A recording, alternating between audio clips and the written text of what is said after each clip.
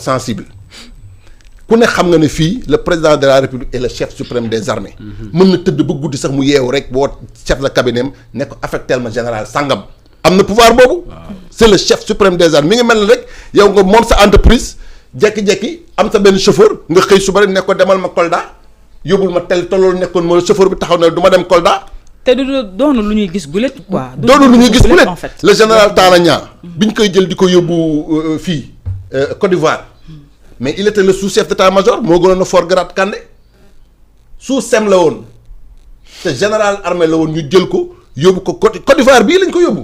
attaché te loolu yàggul.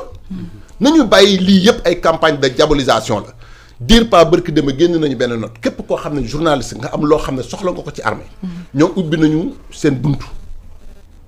la yéen colonel Ngom barki maa ngi koy nuyu de passage génn nañu benn note de service ngir yàlla nañ leen bàyyi ak seen mission régalienne ñu nekk ay citoyens à part entière. merci dugg ñu si dara. def nañ ci dëkk note ne leen politiciens yi bàyyi chroniqueurs yi nga xam ne tamit def nañu armée génn moo xam grade bu mu mën a doon ba mel ne man booy wax ci armée na nekk lu rafet boo ko xamul ci te teye mais bu fekkee da nga bëgg politique ancien militaire la wala ancien policier wala ancien gendarme ut foo far mais faral fi ngay far mais armée ku ne xam nga ne am na ci yoo xam ne boo ko waxee te fondewul dañ laa war a fekk fi nga jàpp la yóbbu la tëj la.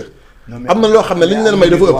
am nañu droit critiquer armée quand même. mais amuñu droit dugg ci ay dossiers secrets ci armée. mais qu'est-ce que ça veut dire les dossiers secrets. mais armée nekkul loo xam ne dañuy ñëw rek ko teg ci place. am nañu droit moo tax am nañu droit avec le sens de la répartie mooy looy wax na nga ko maîtriser wala nga jox ay éléments mais am nañu droit wax si lépp. est-ce que duggee ci maîtrise boobu lay wax.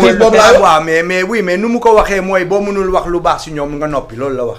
waaw waxul lu baax de dafa ne non dafa ne boo mënul wax lu baax mais mun naa. mais loo xam ne day defar moral bi moo may wax. mon armée je peux la critiquer comme quoi une armée. non c'est-à-dire bu ñu amee loo xam ne defuñu ko. l'organisation de l'armée de terre sénégalaise je peux la critiquer sous la forme c'est pas une armée 2.0 c'est une armée de troupes rek tey bu ñu doon utiliser les satellites et tout pour se déplacer et protéger nos frontières peut-être qu'on n'aura pas besoin de ces généraux attardés.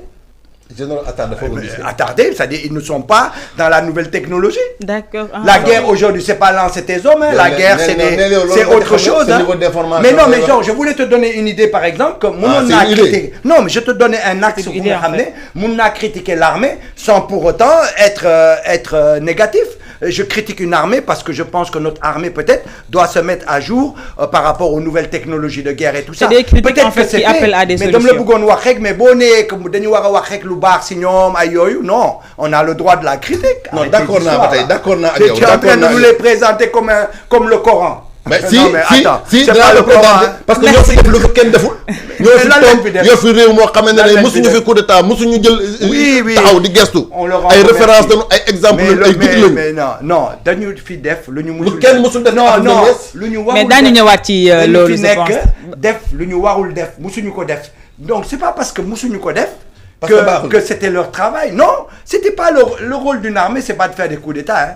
Mais c'est des exemples quand même. Mais oui, mais on veut nous les présenter comme parce qu'ils n'ont pas fait de coup d'état, on doit les remettre. En tout cas, nous respectons, nous respectons.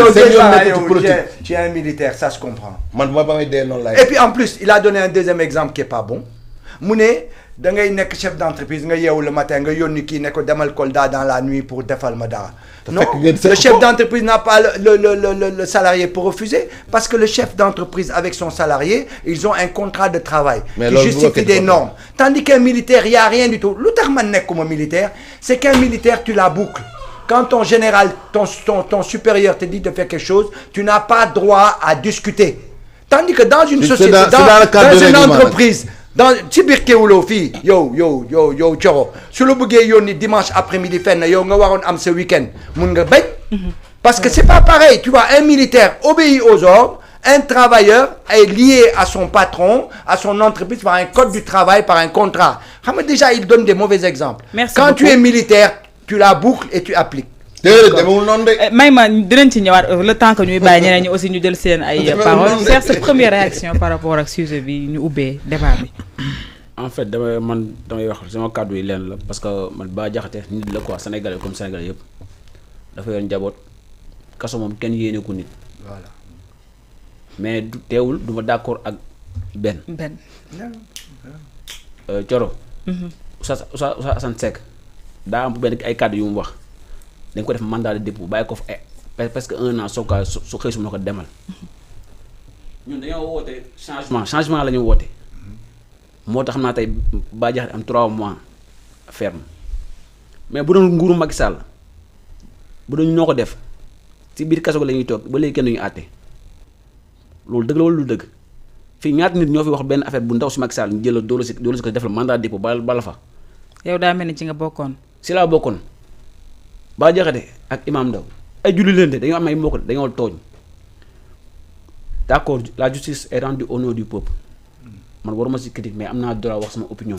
bien sûr mais Bah Diakhaté li mu def Ousmane Sonko ku wax yoon la daa fekk dañ ko xos sa bàyyi wala sa ndey wala sa nijaay. mais noo gisee ni yoon àtte bi pa ak ni mu leen doon àtte yéen ay jamono parce que yow mën nañ la citer comme exemple yoo xam ne. dund nañ ko yoon coro yoon da ko gaawal gars yi dañ la fa waroon bàyyi ba ci kanam bañ xam la may rëbës coro du yoon nga toog si télé bi di wax lu wala yow sa live di wax lu la neex naan non Ousmane Sonko si rek Ousmane Sonko kilifa la.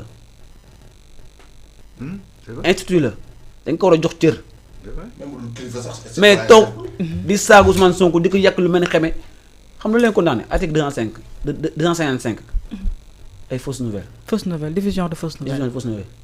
fii bu doon ñun ñoo ko def ay 2 ans ngay dégg 3 ans ngay dégg ay amende naa. mais pour rappel aussi am na lu doolee ko woon ci ndodd Bah Diakhaté parce que gisoon nañ dernièrement ay plainte yoo xamante ne tegu woon na ci. non loolu moom loolu beneen dossier la quoi. wax nga ñëwagul. bii 3 mois ferme la ko gars yi dóor gum. yàlla ñëw gars yi dañ leen war a arrêté ñun toogaguñ fi sax 3 mois ñu xëy suba ñu di def seen live di saaga gis nga Bah Diakhaté ak ay consorts yi ñooy ay émissaires la dañ leen yónni di leen jox xaalis di leen wéef ne dem leen saaga ñoom dañoo ñeme nañ jàkkaarloo di saaga. mais wéef bi aussi mën na bañ a justifier que ni dañ leen ko jox pour ñu def li nga xam ne moom lañ defoon parce que tey nit ki peut-être mën na yónni nit envoyé ko xaalis wala mu ne ko demal defal ma lii loolu tombeek loxo yoon jàpp ko ñu génnee loolu parce que affaire tur yooyu yu ci génne ba tey amuñu ci benn information aussi. Coro maman Ami Dia 5000 francs la wéef 5000 francs la wéef tëdd si 21 mois 5000 francs la wéef de tëdd si 21 mois te ñoom wéef bi ay 10 millions ngay dégg wéefu 10 millions. dañoo bëri xaalis de. wéefu 10 millions nga tëdd si lan. ñu la 3 mois la dóor ak amende 100 000 francs. moo taxoon ma bëgg la nga indil ñu benn explication bu bref entre justice ba fa woon ak bii lan mooy différence bi. non justice bi sax dañoo wane Sénégal dañuy changé dañoo nang parce que dañoo woote assise de la justice le 28 mai bi passé. justice bi changé gul procureur d'accord moom moo def interappel ñëw pour ñu jàpp waa ji. procureur bi ñu ne ma kilifa la quoi du ma attaqué si moom parce que du ma ko wax mais dama la ñun d'accord ñu si. ça va daa waroon dëgg pen dëgg. pour ñu avertissement la pour ñi nga xam ne ñoom ñoo fi nekk au moins borom instructeurs yi borom live yi ñu xam carrément que nguur gi fi ñu toll ñun nguur gi duñ ko bàyyi gars yi di saaga. mais benn newoon na warul woon a egg foofu yow nga ne pen bi waroon na gën a diis. benn xalaat boppam la am. waaw c'est ça c'est la démocratie. am na droit wax lu ko neex man ma am naa droit xalaat li ma neex. ba wax ko te muy dëgg. day ruube rek. mun na ruube ñàkk ruube ma dama la Coro Bah Diakhaté li nga ko dóor dafa yomb di traité Ousmane Sonko de tous les noms. saa bi ñu ko yóbbu Rebeuss ba pakkate ko foofu dañ ko war a bàyyi foofu bi te ko benn 6 mois soog ko jugé. mais 3 mois ferme yi est-ce que moom mën na mucc ci Rebeuss. non gars yi mën nañ ko yóbbu kaso ñaay mais dañ ko war a bàyyi Rebeuss mu dund fa lu métti mu tar moom bu génnee dina expliquer gars yi nekk Rebeuss saa waay nga dëri sa double lii sa jongo mu jege la climat di la laal loolu neex na de. gars yi ñun ba ñëw ngeen attaqué waa ji mais boo leen attaqué ngeen attaqué avec des débats techniques. mais critique en fait. ay critique ay débats wala ngeen wax ay débats techniques. ñun dañoo bëgg ñu wax ay débats techniques. mais nga dem plateau spécialement pour attaquer benn gouvernement boo xam ne tooguñ fi defaguñ fi dara liggéeguñ sax ngeen xëy suba di jox leen ay yëf ngeen leen saaga leen waa ji ku ko saaga gis nga waa booy Pastef yi ñun fa ku doon jàkkaarloo ak homme de tenue ne ma baal di baal ay gendarmerie du leen bàyyi projet bi suñu bakkan lañ ci teg dañ koy sàmm. nguur gi moom wax dëgg yàlla lu ma leen ku leen jegee gars yi yow jàkkaarloo yoon rek par respect. mais tey Bah Diakhaté di génn Ousmane Sonko di ko traité ay homosexuel di ko traité ay lu ne tout boo gën a Ousmane Sonko dafa yor njaboot. mais j'espère que li nga naan procès bi yéen a ngi ko teg seen bakkan teg ngeen ko ci fànn wu démocratie en fait. mais démocratie moom.